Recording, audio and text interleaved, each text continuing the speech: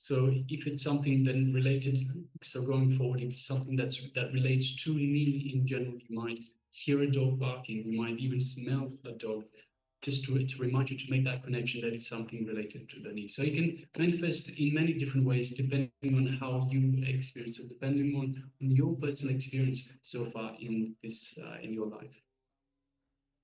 So just take a moment and share with us what was revealed to you, what you felt, what you experienced as part of this manifestation. And of course, we also request participants that are following us on YouTube, please, you can also share. We are monitoring the YouTube as well as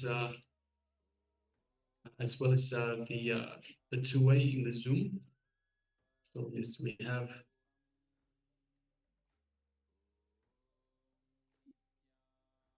So requesting everyone, please take a moment to share with us what was revealed to you, and don't be afraid to share. In fact, sharing is the best thing you can do for yourself. By sharing, you let go of any inhibitions, any restrictions, anything that you put pressure on yourself. And second of all, you also get confidence. You get confidence in your abilities. Even if you get just the tiniest bit of information, that tiny bit right, it is still a power manifestation. With practice, with more work, we can increase that, increase the level of the power manifestation. But you have to trust in what you see in your revelations. You have to trust that you are being revealed the right information. Yes, requesting participants. If you're still sharing, then you can continue sharing. But let us get ready for the page itself. So we are just going to display shortly the page that we so briefly displayed earlier. So we displayed the page just for a few seconds, perhaps 2 or 3 seconds. It is page number 202 of the Science of Living Enlightenment book by the Supreme Pontiff of Hinduism himself.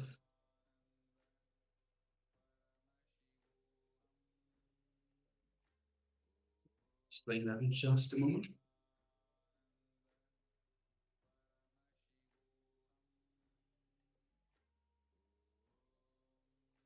Yes, this is the Science of Living Enlightenment, page number 202. It starts with law of the cosmos is responsibilism. Starts with the word heart. And the Gar Mandir, Sanctum Sanctorium, which is in you, is Anand Gandha. Your Anand Gandha is your Gar Mandir, where your God, your Ishta Devata, chosen deity, superconsciousness resides. Integrity and authenticity should be Dwarpalkas, and the guardian will be who will not allow tiredness, boredom, depression, or any form of powerlessness to enter inside. There's a question for me. When life does not give me what I want, or the power to change what I don't like, how do I know? How do I not entertain powerlessness in such a case? Listen, it is because you entertain powerlessness that life is not giving you what you want.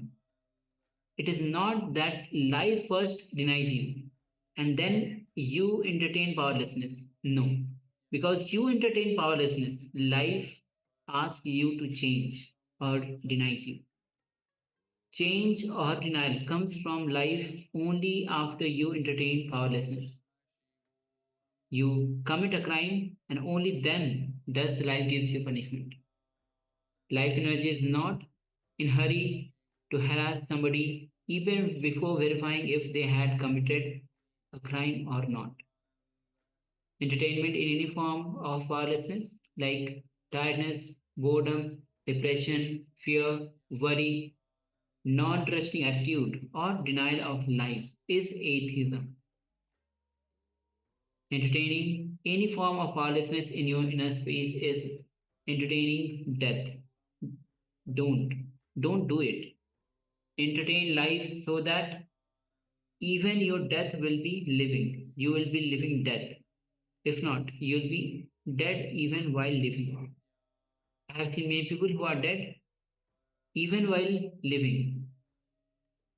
I have seen people who live death. All my sannyasis should be living death, not dead while living. No. Change or denial comes from life when you entertain powerlessness. It is you who entertain powerlessness. Yes, so this is the revelation by Swamiji on only when you entertain powerlessness, life denies you. So if you have manifested even a single word which is there in the page, conversations to you, you have successfully manifested the power of quantum memory. Now this will be entering into the next session. In the previous session, we had the revelation by Swamiji on the Annamaya Kosha, which is the physical kosha, physical layer. The next round, we are going to be learning, we are going to receive, learn from Swamiji, listen from Swamiji on the Pranamaya Kosha, the prana. With the air that goes in, along with the air, the oxygen, prana comes in, which prana is a life force which comes in and gives the energy to the whole system. Prana. So we'll be going in depth of this Pranamaya question as Swamiji reveals in this session.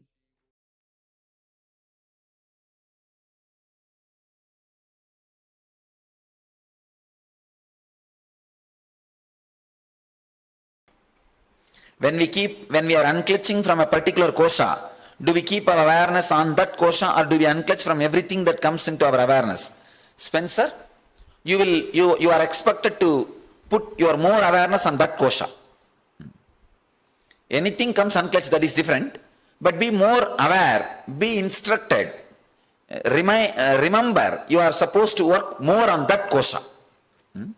Is the relationship between seeking and silence, is the presence of one indicative of the other? Yes. Madhavi? The upper energy is seeking. When the same energy gets settled inside you, is silence. Both are one and the same actually.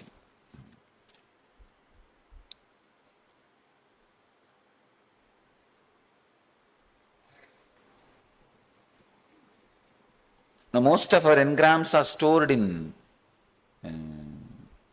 the subtle body, or I can say in this 5 layer, the Vijnanamaya Kosha, but most of the suffering starts in Pranamaya Kosha. Diseases, that starts in Pranamaya Kosha. When you come back, if you are feeling fresh and alive, not just sleeping fresh and alive. If you are in Samadhi, you will know very clearly. As of now, you are in sleep only, don't worry. If you are in Samadhi, not only you, even I will know. Relax. Unclutching from thoughts means not mothering the thoughts. Then what does it mean to unclutch from the body? Roshan? The idea that you are the body, unclutch, not mothering that thought.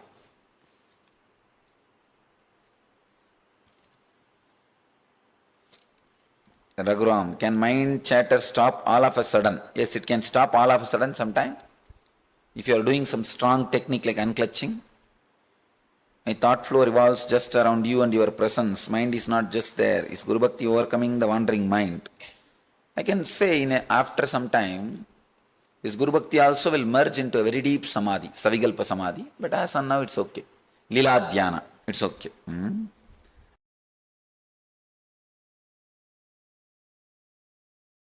What motivates you? What keeps you going every day? Oh, this is a very funny question.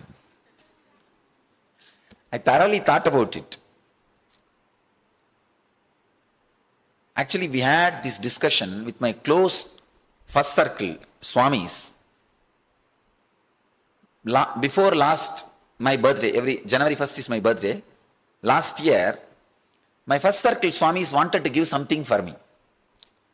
So they all sat and started discussing for 6 hours. What makes Swamiji happy? See, people who are living with me 24 hours for last 10 years, even they are not able to pinpoint something makes Swamiji happy. It was 6 hours discussion. Finally they said, no, we are not able to find out anything. They came to me. Swamiji, tell us something which makes you happy. We want to give you. whether any object or any person or nearness of some person, nearness of some object or some project, something you tell us, we will accomplish. It was not only shock for them, surprise for them, it was surprise for me because first time I started thinking. I looked inside. What makes me happy? See, I enjoy everything. There is nothing which, it's not that I am dull or low or anything. Everything. If all of you are here, I enjoy. If you are not here, again I am enjoying. I have no problem. I am enjoying everything. I started contemplating what adds more joy to me. Finally, I have to come to the conclusion, nothing adds anything to me. Nothing adds.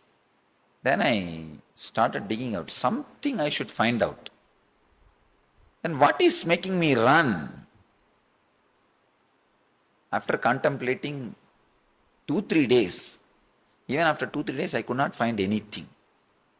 I saw there is no reason. There is no reason.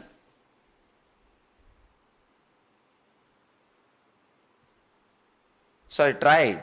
Early morning when I get up, first thing what I want to do. Because from that I can trace what makes me run. Again I said, I don't want to do anything. I feel if I come out, maybe these guys will enjoy seeing me. So that's all. At the most, I can say one point for which I bend is my Swamis. They will be happy to see me. Maybe I can say that is the only reason I come out. And near my bed also I will keep all these cards given by my Swamis. For my birthday or for this Diwali and other days, they give a card, they give cards. That cards only I will keep. Early morning when I get up, the thing I like to see is that cards, that's all. There is no other thing which adds something to me. It's like abhuya mana machala pratishtam, like how the rivers merge into the ocean, even then the ocean does not raise. It's there. Same way, everything merges into me, everything enters into me. It's not that I am sitting in Himalayas. I am eating, sleeping, running around, enjoying, jumping, doing everything. But somehow nothing adds to me. Nothing seems to be adding anything to me. So, again I am trying to tell, will something be adding, motivating? Thoroughly I did research, 2.5-3 days I did research. The final conclusion is nothing motivates me. Maybe if I have to force myself to find out some reason. When I see smile on my disciples, when they see me, the smile they express, the joy they express, maybe that can be taken as one reason. I can say, to see that I come out. These guys who live around me, they are living around me for I think now 10 years, 8 years. Even now I am new for them. They will be waiting for me to come out in the morning. They are around me for 8-10 years. I don't think they feel, I asked them sometime, don't you feel bored? Same Swami only is coming out. But these guys will be waiting. They will be waiting in different corners. They will be hiding behind some tree. They will be hiding behind a window. Because I will be shouting at them, hey, why are you wasting your time here? Go and do your job. They will be hiding behind one corner. But by the time I go to the temple and come out, the whole ashram would have seen me. They will manage their routine in such a way,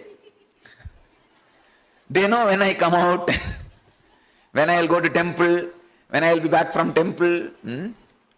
Maybe the one thing I enjoy is that the joy which I see in their face when they see me. Maybe I can say that gives little inspiration. Not much, little. I feel all right. These guys need me. Let me be in the body.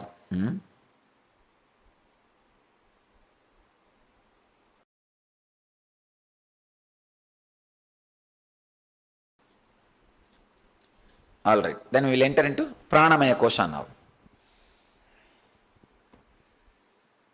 Please understand, a very simple but very powerful process. You have 5 prana movements inside you.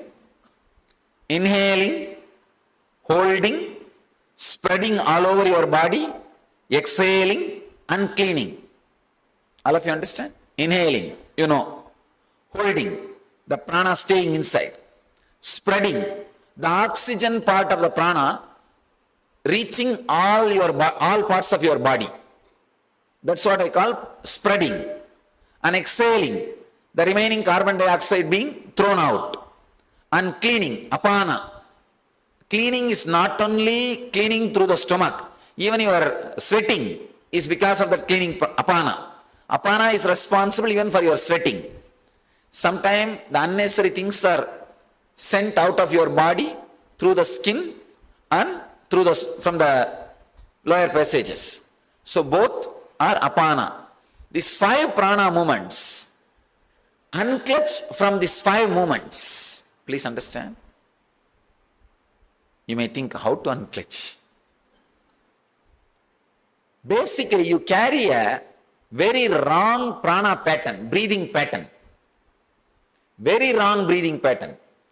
That is why, see, the navel system, below the navel, if you see, you will carry a stress, kind of a tight feeling. If you are carrying a tight feeling below the navel, your breathing pattern is wrong. Now, I am telling you to get back to your original breathing pattern. If you see a child breathing, when child inhales, the stomach goes up. When it exhales, stomach goes down. But in your case, it is opposite. See, it is opposite. When you inhale, what happens? Stomach goes down. And when you exhale, stomach goes up. You are carrying a wrong pattern, especially this Western idea of well-built. Always you are expected to keep a chest up. So naturally, you do not attend the navel center and the breathing pattern gets disturbed. See, all Japanese enlightened masters are portrayed only with a big belly. I don't say that enlightenment comes with a big belly. No. But what I am saying, it's a description of the prana pattern. When the prana pattern changes, when the prana pattern comes back to original feeling, so visually they try to describe. Buddha himself did not have a belly, that is different. What they want to say through that big belly pattern, they want to say that don't give too much importance to the lungs breathing. Give more importance to stomach breathing. In Zen, they have something called vipassana, means putting your awareness on breathing. When you put your awareness on breathing, suddenly the breathing pattern will change. You will inhale and exhale through the navel. Actually, our bellies are not because of right breathing pattern, it is because of too much fat. So be very clear, don't think you are Buddha if you have a big belly. Or you are Ganesha if you have big belly, no. But in Zen they describe big belly as a right breathing pattern. When you are rightly breathing, giving more importance to the stomach breathing than the lungs breathing, you develop this, it's a visual representation. But actually Indians, when they have big belly, the scientists are telling, doctors are saying that 12 years less life. Please understand, from all over the world, 60% of the heart disease patients are Indians. 60%. Monday morning blow-ups. Monday morning means some 30,000-40,000 cases all over the world, Indians top. Like a crackers. That office stress over. Anyhow. In your case, don't encourage belly, but you should encourage the belly breathing. Breathing through the belly, not size of the belly. Breathing through the belly should be encouraged. Now actually if you unclutch, suddenly the breathing pattern will change. Breathing pattern will change. Because of breathing pattern, if you have a belly, nothing wrong. It will never be unhealthy. But because of fat, you have a belly, 12 years less life. I always tell people, having belly is sin. Understand? I am very clear and straight. When you take bath, if water falls straight, you are safe. If you are creating a waterfall, see, taking bath in the waterfall is not wrong, but creating a waterfall while you take bath is something wrong. So do Nithya attend it seriously. Really, 12 years less life means, see, it's almost like having cancer, but you guys don't bother because it's not giving any pain. It's such a big cancer, that's all. Just like how cancer reduces life, it reduces. But the big problem is it's not going to do immediately. And moreover, you can always justify, who knows, if I don't have belly, who knows, I will live, how long I will live. So that calculation problem, it's only mathematically not cancer, but technically it is. And one more thing I always tell people, especially if they are feeling connected to me, if they have a strong devotion or feeling connection, I tell them, hey, don't miss. You are in the planet Earth, when a Avatara Purusha is in the planet Earth. Don't miss. Have health and long life. Enjoy the whole Leela. Because I'm not going to keep quiet. Continuously I'm going to do some Leela. See, you read all these things only in Puranas. Some master is touching and that person gets healed. He utters some word, it becomes reality. You had beautiful fortune of seeing all these drama alive, directly, face to face. So then decide to keep yourself healthy and live as long as possible. Many people come and ask me in the Kalpataru, I want to die as early as possible and I don't want one more birth. I tell them, don't ask this. You don't know. Just to see this drama, be in the body. There is a very beautiful Tamil song by an enlightened master. He says, if I can see that beautiful, he sings about that Shiva. Shiva was in the body as an enlightened master in Chidambaram. So he sings, if I can see this beautiful face and the leg which is raised in dance and beautiful smile in the red lips, I wanted human body again and again. It's a very beautiful song. Kunitta purvamum govvai chevvayir kumin sirippum panitta sadayum pavalambol meniyir paal venneerum இனித்தமுடன் எடுத்த பொற் பாதமும் காணப்பெற்றால் மனித்த பிறவியும் வேண்டுவதே இந்த மாநிலத்து. Exact translation is, if I can see the beautiful ashes, that bhasma in that forehead, a beautiful smile in that lips, and the open hair, the jata, and the leg which is raised in dancing posture, I wanted the human body again and again. So when you are living in the planet Earth, during the age of an incarnation or a living master, especially if you feel connected, if you don't feel connected, I am not an enlightened master or incarnation for you. I have nothing to do with you or you have nothing to do with me. Maybe at the most I am a teacher who teaches you one or two techniques. But if you feel connected, it's an amazing blessing. Be healthy, live long life, and decide consciously, I will be in the planet Earth just to enjoy his Leelas. Just to see all the Leelas and no belly. That's the last instruction. Now, we will shift the whole breathing pattern to its original pattern. How a child will breathe. How you were breathing when you were a child will shift. Please understand, you don't do anything to control breathing. Do only one thing, unclutch from breathing. How to unclutch? Understand, it's a very subtle point. When there is inhaling, and naturally the body will have some urges like let me hold, let me exhale. Some process will be going on. Then there will be exhaling. Watch everything from distance.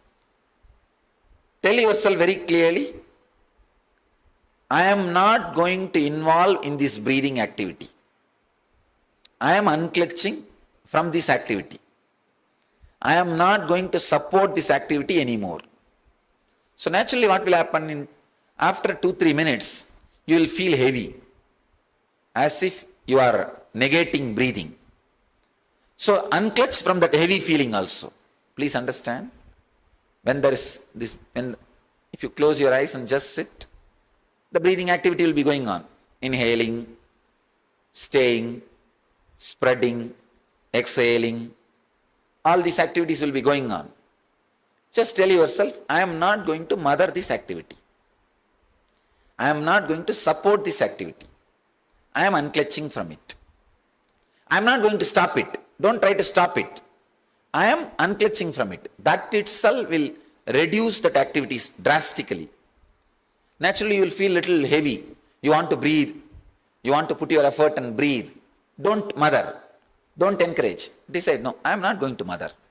Don't close your nose or don't stop breathing. Don't mother the activity. You will see that the breathing pattern suddenly starts changing. You will have a kind of a sensation in this area. You will have a kind of awareness in the navel. Allow it. Even if it is little heavy, actually it will be very pleasant.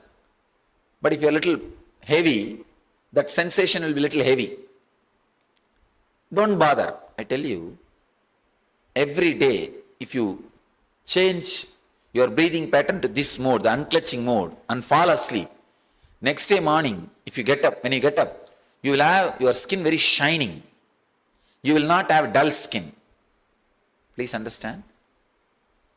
When I am saying something, I mean it. I am responsible for it. You will have a very shining skin if you unclench from breathing pattern, because the cleaning will happen very beautifully. All the unnecessary things will be sent out of the system. The apana, the scavenger, inner scavenger will start working. Now the breathing scavenger, the apana, will not have enough of intelligence and power from your consciousness. So unclenching from the breathing pattern, the apan will be empowered. All that 5 breathing cycle will have new energy. Any of you have any doubt in the technique which I am describing now? Please raise your hand. I'll answer. Swaravendra, what? I'll repeat. When you sit with closed eyes, automatically the activity will be going on. The breathing, inhaling, holding, exhaling, this activity will be going on. When this activity goes on, just tell yourself, I am not going to support you. You are asking, do pranamaya kosha meditation will lead to enlightenment? It will not directly lead to enlightenment, it will clean the pranamaya kosha. Now we will go to the deeper level techniques. Only those deeper level techniques will lead to enlightenment. These are all, I can say in a way, if you do this for ages, it will lead to enlightenment, then straight away it is designed only for working on pranamaya kosha. This is all from Taittiriya Upanishad. So there are deeper and deeper level techniques. In the unclenching itself, the concept with which you are doing unclenching, that changes the very quality of unclenching.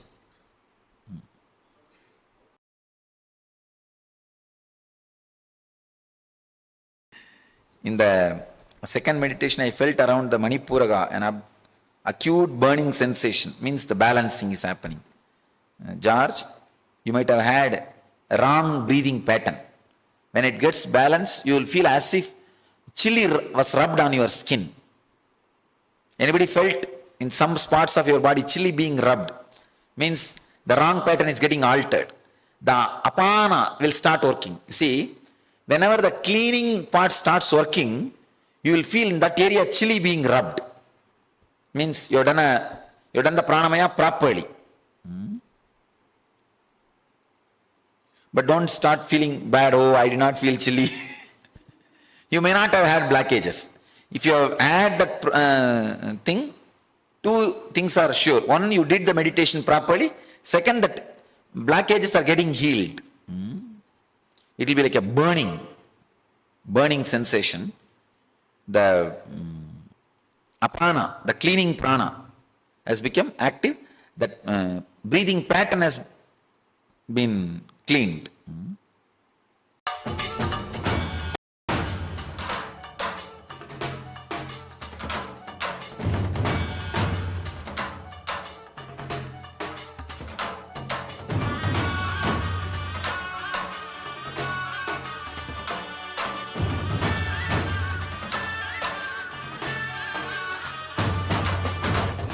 Today is the best day.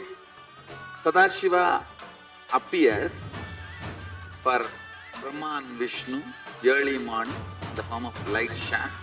Means the consciousness which is beyond time and space enters into time and space. Sadashiva declares, let me become many to celebrate myself. So morning we celebrate he becoming many. You can see every deity, every god, we go on light the lamp. So the Sadashiva himself becomes many. So whole campus we went round. It was such high energy. So again the many becomes one. Not only spiritually, even socially, this celebration forms a very important part of my life, because this is the only celebration I enjoyed from my birth, at least in this body.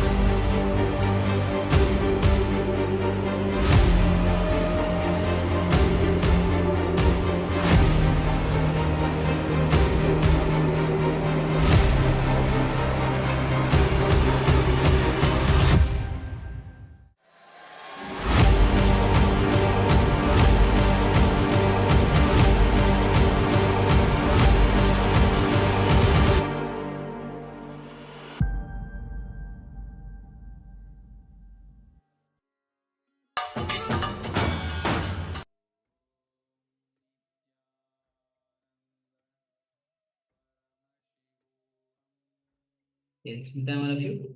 So, Pranamaya Kosha, I will say very briefly how, especially I will give example of the Buddhists who actually breathe through the stomach. Mostly their bellies are big because they breathe through the stomach, not through the lungs. And this whole revelation was Swamiji on the Pranamaya Kosha. And we'll be now entering into the next technique which is on the Pranamaya Kosha, that will be working on the Pranamaya Kosha. So let's get ready to perform this technique and make sure that you are giving your 100% in this technique. So please come to the space of listening and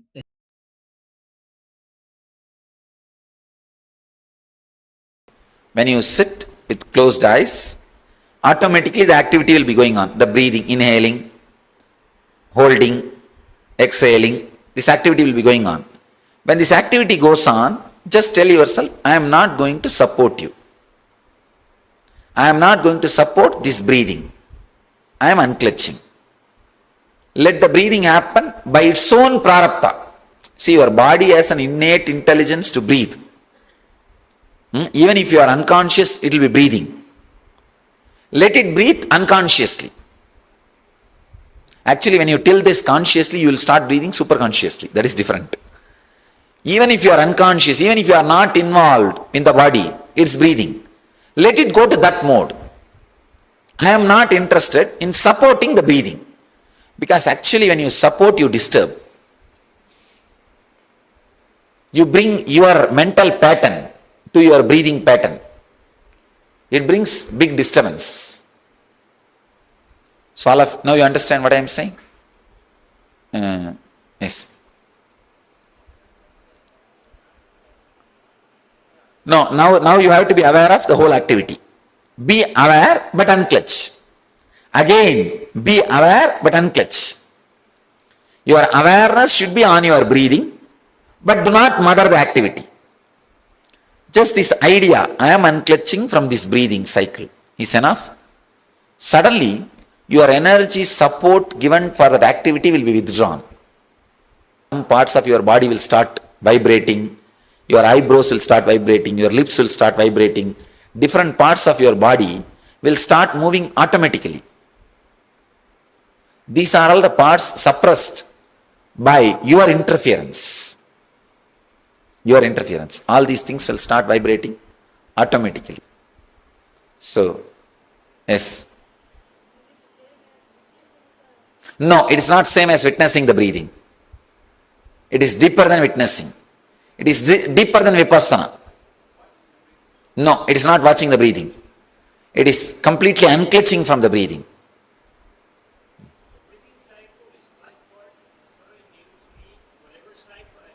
And whatever is going on, unclutch from that.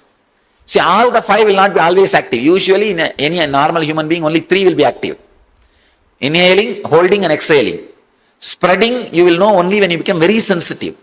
Cleaning, you will know only when you become really, really sensitive. Otherwise, you will not be aware of all the five. You will be aware of only three. Inhaling, holding and exhaling. Unclutch from that, that's all. Don't mother. Don't stop, don't mother. I will guide you.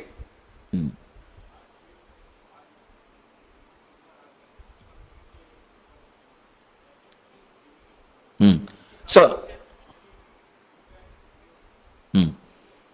don't even mother the idea that your heart should stop or breathe. If it wants, let it beat. If it wants, let it rest. Just leave it. It has its own intelligence. It won't stop just by the thought. You understand? All I am saying is, you are contributing too much of energy and interfering with your breathing and heart beating pattern. Now I am asking you to withdraw from that. You will heal so many diseases, self-created diseases. You will heal it many. Especially this asthma kind of things and all will just disappear. I have seen. I am more a doctor than a Swami. Because I am working with millions of patients. Millions of patients all over the world. Asthma or wheezing, any breathing pattern problem is because of your contribution to breathing. If you allow the natural breathing, there will not be any problem. You will not see a buffalo having asthma. No, you will not see a dog having wheezing. Because these guys have a natural intelligence pattern. We also had long ago, once upon a time. All right. Please tie the ribbon, spread all over the hall. Yes. Huh? Can you give the mic to him? Do this technique. Actually, when you switch off your light in the bed, when you sit, just do this and fall asleep. 10-20 minutes, that's more than enough. Your whole skin will become bright. In watching the breath, you are watching. But here, you are watching and not supporting, unclutching. Yes. That is enough.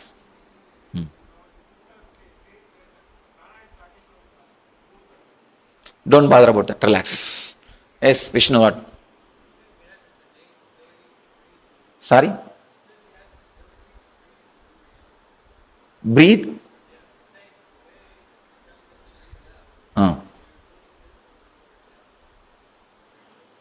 You are supposed to fall into the pattern how you are breathing when you are a child. What age? No, I am saying when you are really a baby, first 1 or 2 years. So relax. Even the asthma you develop later on, artificially. Actually, when you unclench, you will go to the original source of breathing. Even while you are a baby, if you had some problem, you will come out of that. All right, please tie the ribbon. Spread all over the hall. You can spread all over the hall.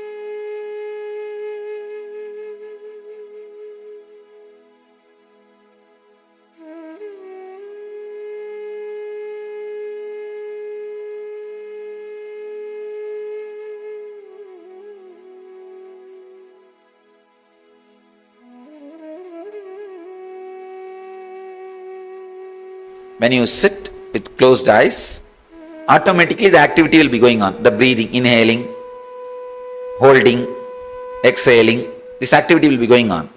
When this activity goes on, just tell yourself, I am not going to support you. I am not going to support this breathing. I am unclenching. Let the breathing happen by its own prarabdha. See, your body has an innate intelligence to breathe. Even if you are unconscious, it will be breathing. Let it breathe unconsciously. Actually, when you tell this consciously, you will start breathing superconsciously. That is different. Even if you are unconscious, even if you are not involved in the body, it's breathing. Let it go to that mode. I am not interested in supporting the breathing. Because actually when you support, you disturb. You bring your mental pattern to your breathing pattern. It brings big disturbance.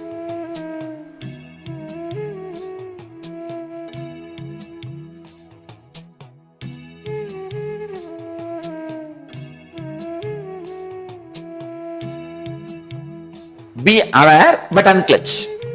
Again, be aware but unclench. Your awareness should be on your breathing, but do not mother the activity. Just this idea, I am unclenching from this breathing cycle, is enough. Suddenly, your energy support given for that activity will be withdrawn. You will suddenly see that some parts of your body will start vibrating. Your eyebrows will start vibrating, your lips will start vibrating.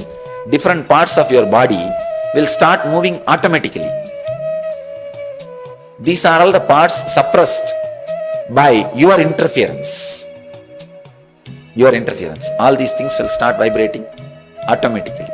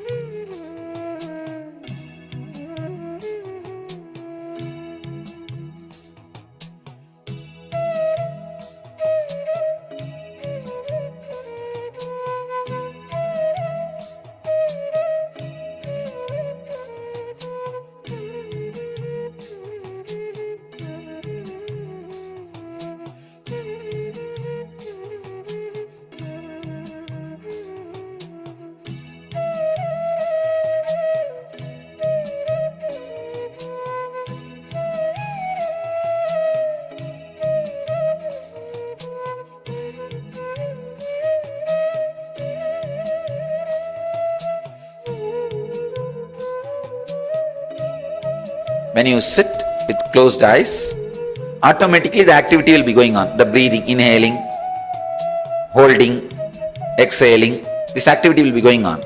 When this activity goes on, just tell yourself, I am not going to support you.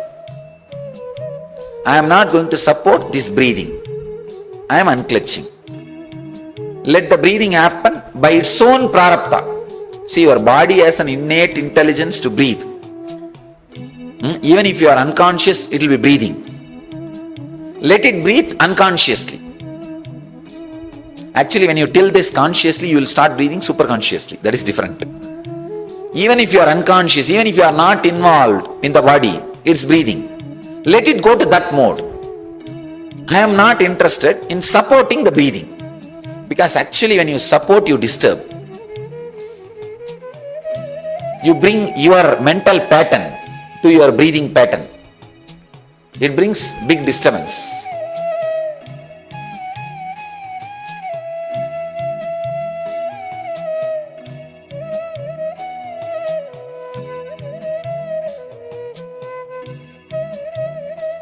Be aware but unclutch. Again, be aware but unclutch. Your awareness should be on your breathing, but do not mother the activity.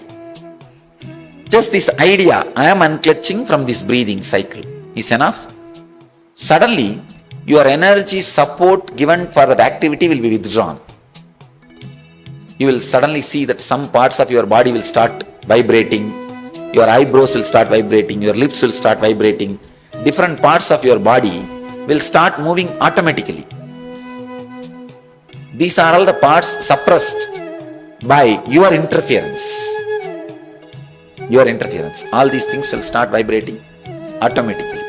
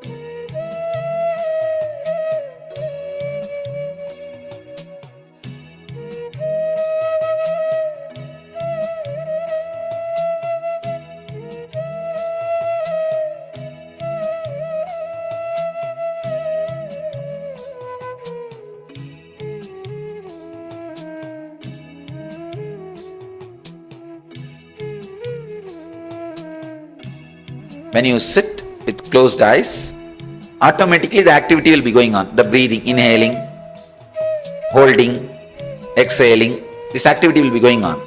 When this activity goes on, just tell yourself, I am not going to support you. I am not going to support this breathing. I am unclutching. Let the breathing happen by its own prarabdha. See, your body has an innate intelligence to breathe. Even if you are unconscious, it will be breathing. Let it breathe unconsciously. Actually, when you tell this consciously, you will start breathing superconsciously. That is different. Even if you are unconscious, even if you are not involved in the body, it's breathing. Let it go to that mode. I am not interested in supporting the breathing. Because actually when you support, you disturb. You bring your mental pattern to your breathing pattern. It brings big disturbance.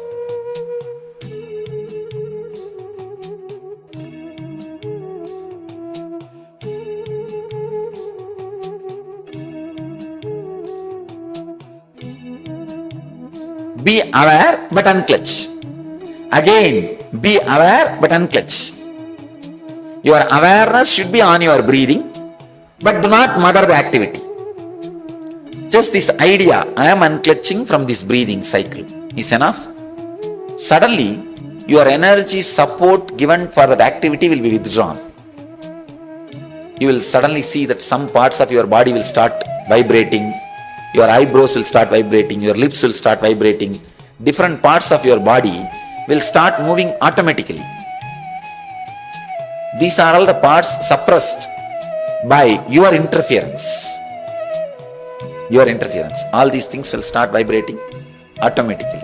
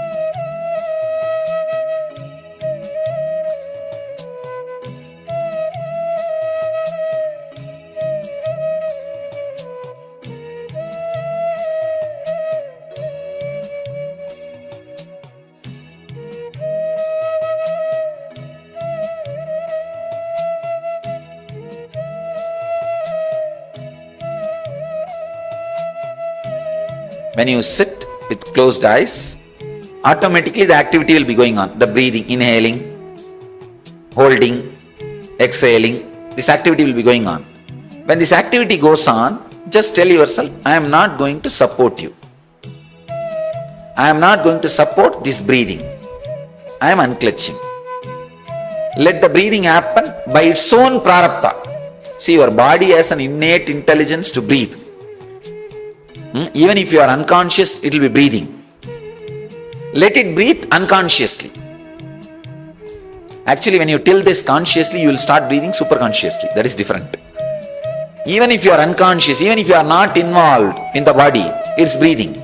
Let it go to that mode. I am not interested in supporting the breathing. Because actually when you support, you disturb. You bring your mental pattern to your breathing pattern. It brings big disturbance.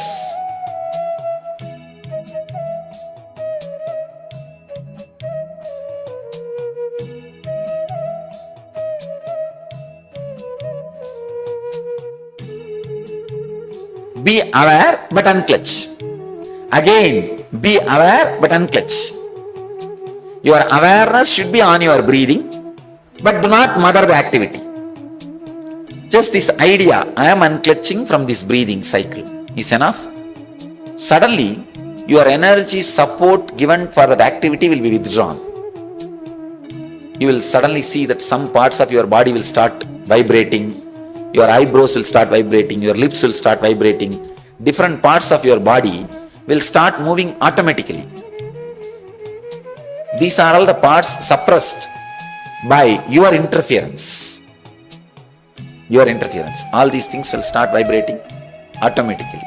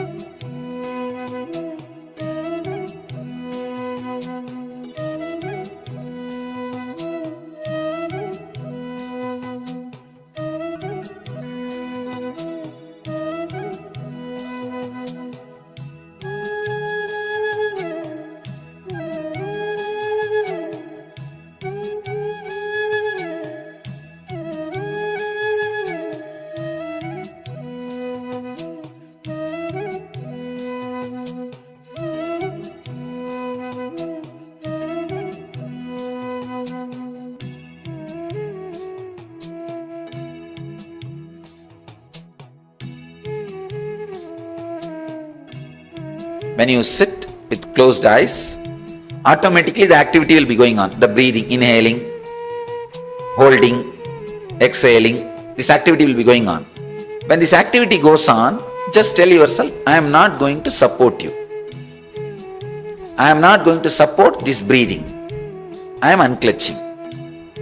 Let the breathing happen by its own prarabdha. See, your body has an innate intelligence to breathe.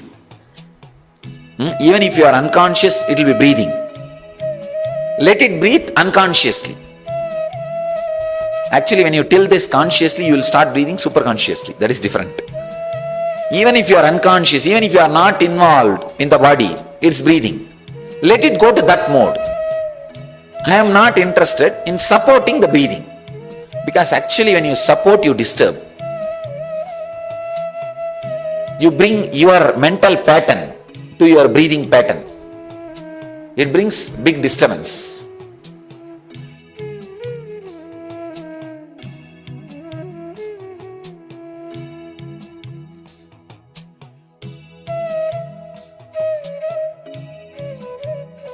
Be aware but unclutch. Again, be aware but unclutch. Your awareness should be on your breathing, but do not mother the activity. Just this idea, I am unclutching from this breathing cycle, is enough. Suddenly, your energy support given for that activity will be withdrawn. You will suddenly see that some parts of your body will start vibrating. Your eyebrows will start vibrating, your lips will start vibrating. Different parts of your body will start moving automatically. These are all the parts suppressed by your interference. Your interference. All these things will start vibrating automatically.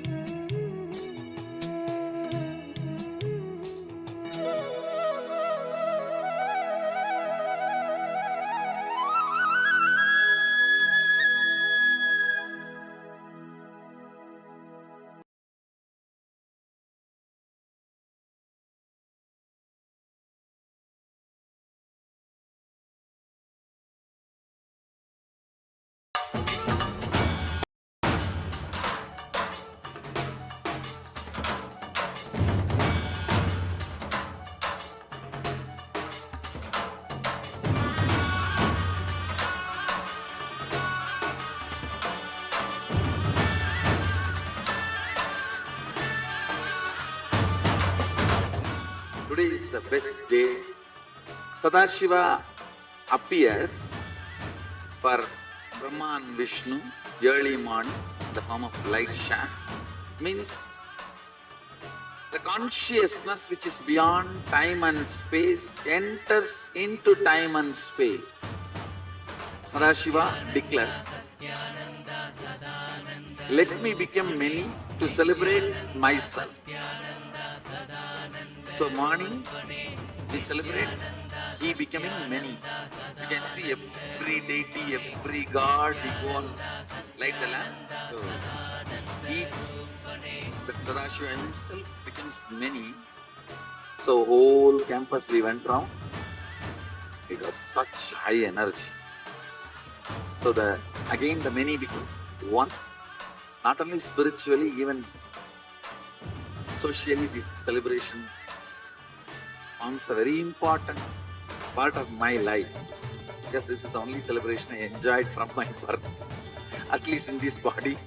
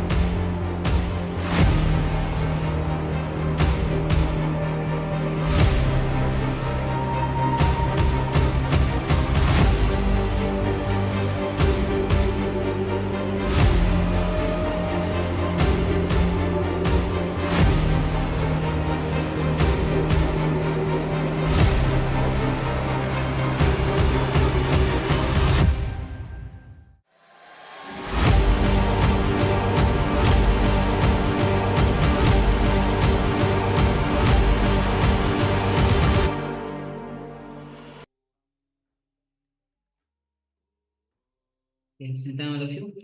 So this is the technique for the pranamaya kosha, where Swamiji clearly describes how when you live with the prana, your body has innate intelligence to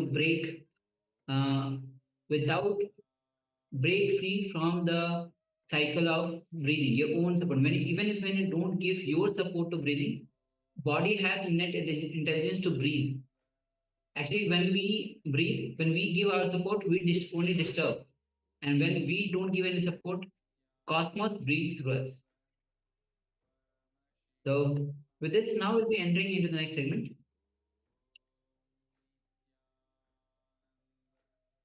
And yes, the next segment is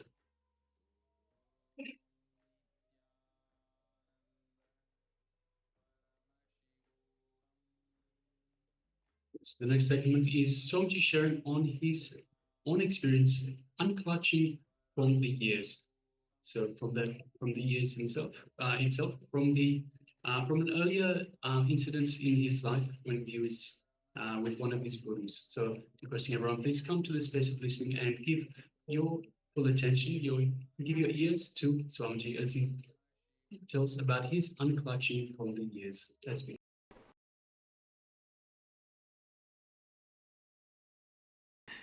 In the second meditation, I felt around the Manipuraga an acute burning sensation, means the balancing is happening.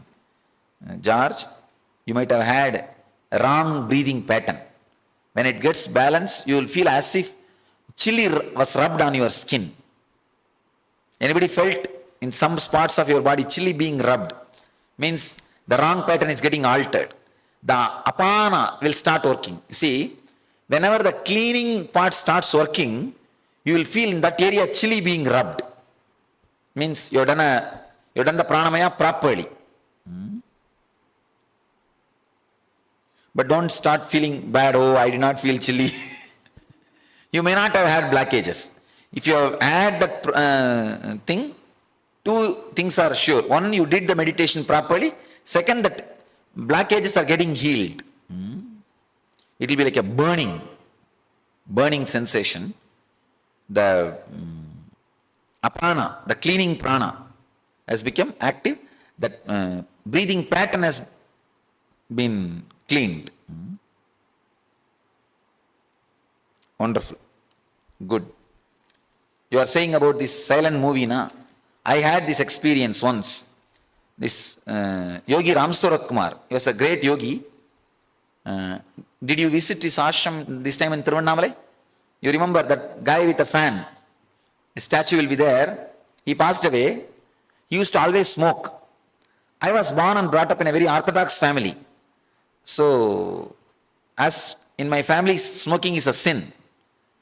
So, but I used to serve him. I'll bring BD for him and serve him. One day he was smoking. He gave for me. He gave the smoke for me. I was neither able to say no, nor able to say take it, nor able to say yes. Because of my bringing up, I was not taking it. I was just keeping quiet. And the other side, I'm not able to say no also because of my love and respect for him.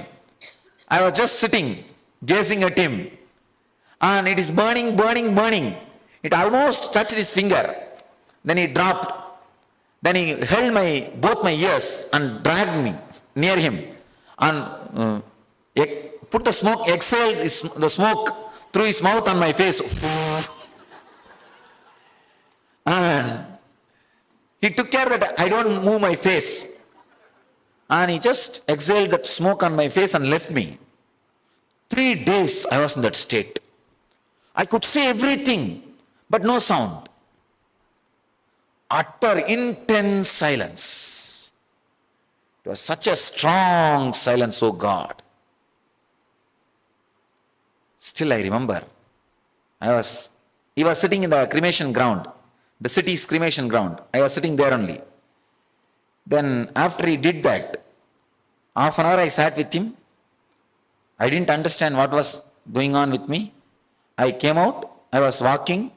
I could see one dead body being carried. In India, dead body being carried means there will be a lot of tamadama, dumudumu, all sounds and dancing, jumping and everything. You don't know whether they are jumping in sadness or happiness.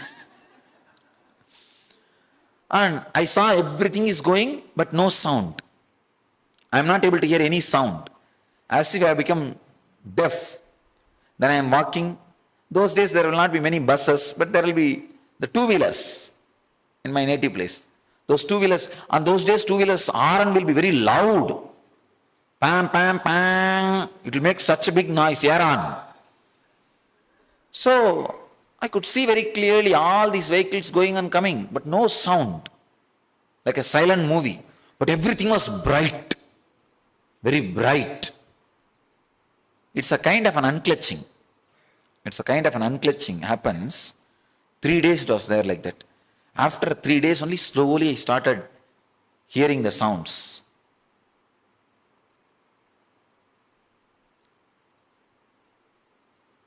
I told him, you put your hands on my ears and blew the smoke on my face. I think only your hands worked. The smoke did not work. Because my ears only became deaf. He was laughing. He was laughing and telling, even then, even now you are not accepting the smoking. He was telling. I said, if you want, you could have given the experience without smoking. Why do you want to give the BD to me? But after that second time, he never asked me to smoke. He never even gave me. He's a great yogi, very graceful person. Very graceful person, very rough guy, very, crude, unmolded, unpolished, but very graceful. It has its own grace.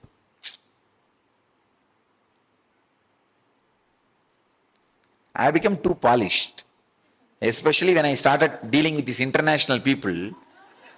No, really. I became too polished and don't tell the things as it is, and you guys will not be able to live around him for 24 hours, understand? 24 hours you can't live around him. Because he will pick up cow dung cake and throw on people. What will you do? No, really. If somebody comes for healing, he will pick up cow dung cake and throw on them. Any of you have seen him, had his darshan? Then you must be knowing about his craziness. And the amount of, he will go around the city every day, collect all the garbage and make big bags and keep it near the place where he was staying.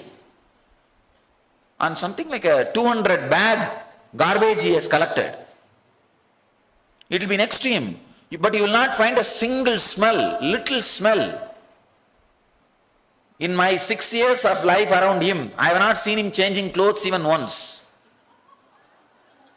No, I am telling you the truth. I am telling you the truth. I have not seen him changing the cloth even once. Forget about taking bath. No 1, 2, 3. No 1, 2, 3. No, I have seen him whole day and night. No 1, 2, 3.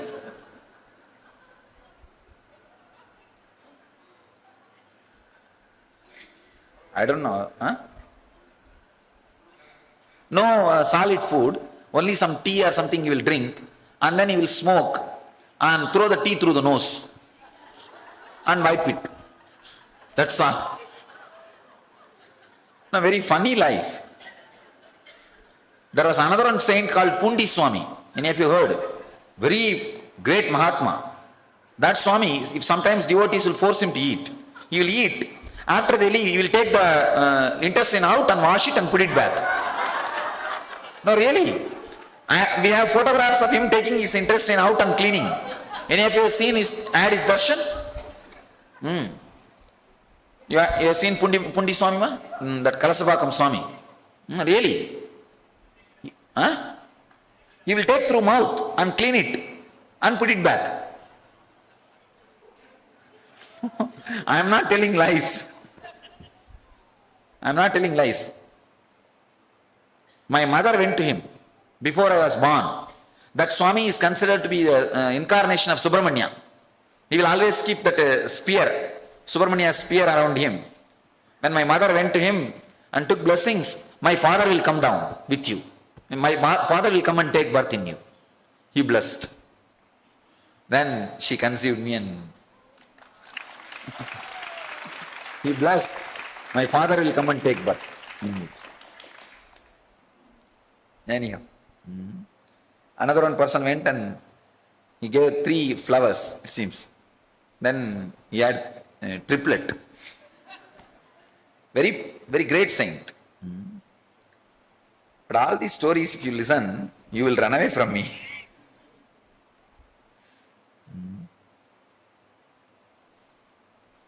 The person who initiated me, Kuppammal, her mother did not have child for 14 years. And Seshadri Swami is another one saint. His ashram also you would have gone, you would have visited. Kuppammal's mother went to him, asked, I don't have child for so many years, please bless me. He just picked up little sand and gave her. And she said, what to do? He said, eat. No, funny thing. She put it in the mouth, the whole thing became sugar. Whole thing became sugar. And she ate the whole thing. And then he blessed. The Devi's energy will take birth. And he blessed her. And Kuppammal took birth. All these funny stories. Not stories, actually truth.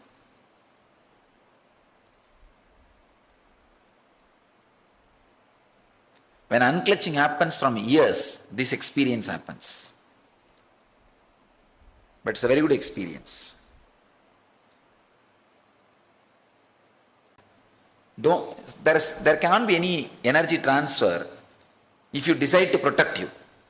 Decide strongly, I am going to be me. And if there is some positive energy needed for me, Master will take care. I don't need any energy from the other person. Just be very clear that from an unenlightened person, normal person, even if you receive positive energy, it is dangerous. Don't receive. Is pranamaya kosha the cause for psychosomatic disorders? I can say, in pranamaya kosha only it starts, but cause is vijnanamaya kosha. It starts in pranamaya kosha. While unclutching my breath during last session, I was firmly planted on the rock. Before unclutching and floating while unclutching in the deep space, what is the significance? Actually, firmly planted like a rock will help you to do the unclutching in the pranamaya kosha. That one instruction would have done a big shift in the whole practice. Your grace, compassion, caring, and above all, your higher calling was highly visible during the energy darshan. Oh, what a sight never gets tiring to us. Incredible opportunity seeing Guru throughout grace. Enjoy. Jnana is a sight to be seen. Even if you are not coming there, just sit and watch. Just sit and watch. All different kind of people. Actually, every day, all specimens from cosmos comes there. It's a miniature cosmos. All walks of people, all education background or professional background or wealth background or intelligence background or country background. How I handle? It will be fun to watch. How many cancers?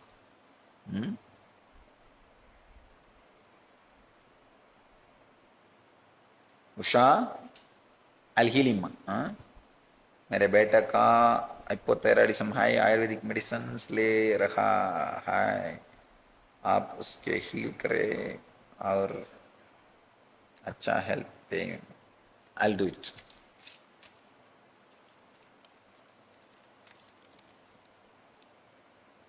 As unclutching from breath, the mind stopped wandering. The breathing becomes slow and steady. When mind started wandering again, I noticed the breath became short and shallow again. From this I experientially understood. Mind has direct contact to breath. Sri Ram, it's right. You are right. My question is, does mind wander because of breath, or does mind cause breath to be shallow? It's one, there's no, I can't say mind does this or breathing does that. Both of them support each other, Sri Ram. Both of them are responsible for the actions. During Prana Kosha meditation, I am unaware of my thought rising, but I am not sure whether unclutching takes place. The moment you are aware of thoughts rising means you are unclutching.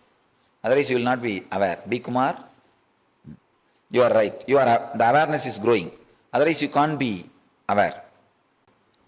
Unclutching from the breath was very hard. Debbie, then you should do it. Then you must be having the breathing pattern problem. That is why you must be suffering. But try tonight again then.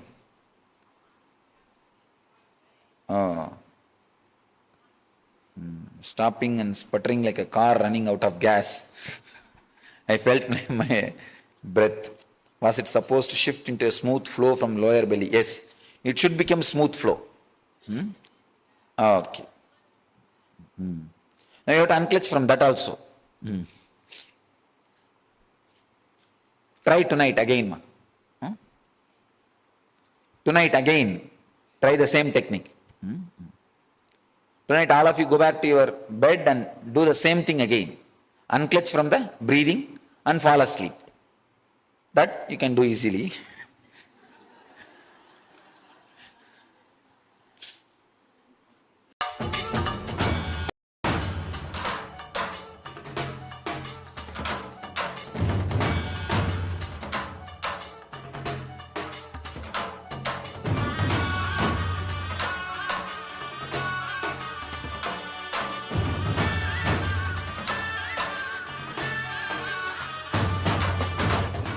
Today is the best day. Sadashiva appears for Brahma and Vishnu early morning in the form of light shaft. Means the consciousness which is beyond time and space enters into time and space. Sadashiva declares, let me become many to celebrate myself. So morning, we celebrate he becoming many. You can see every deity, every god, we go on light the lamp. So the Sadashiva himself becomes many. So whole campus we went round. It was such high energy. So again the many becomes one. Not only spiritually, even socially, this celebration forms a very important part of my life, because this is the only celebration I enjoyed from my birth, at least in this body. Yes,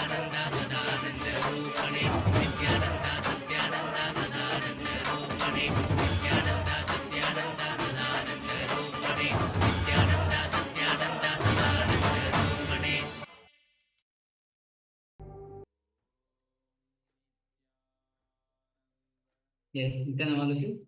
So this was the derivation by Swamiji on the unclutching from his year experience.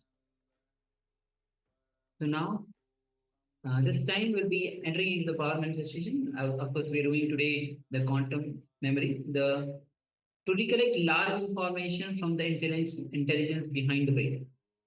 And in this round, we'll be manifesting the quantum memory of seeing the page number 225 of Science of Supreme Enlightenment through the power of quantum memory, not through the power of logic, not through the power of going through reading, but actually through the power of intelligence behind the brain. So now, sit with your headache spine and straight line, showing you the page number 225 of the Science of Living Enlightenment. Have a glance, just for a few seconds. Have a glance of the page. So before we enter into it, let's welcome the few participants who have joined us now. We have Ma Mihidi who has joined us, Nithyananda. We have Ma Lee Yun who has joined us, Nithyananda. We also have Kixin Wen. Yes, Nithyananda. Welcome. All right. So sit with your head neck spine in straight line. For a few seconds, we'll be projecting the page number 225. Just have a glance. Do not try to read it. Do not try to look through your two eyes. Just have a glance. Then we'll be entering into manifesting the power of quantum memory.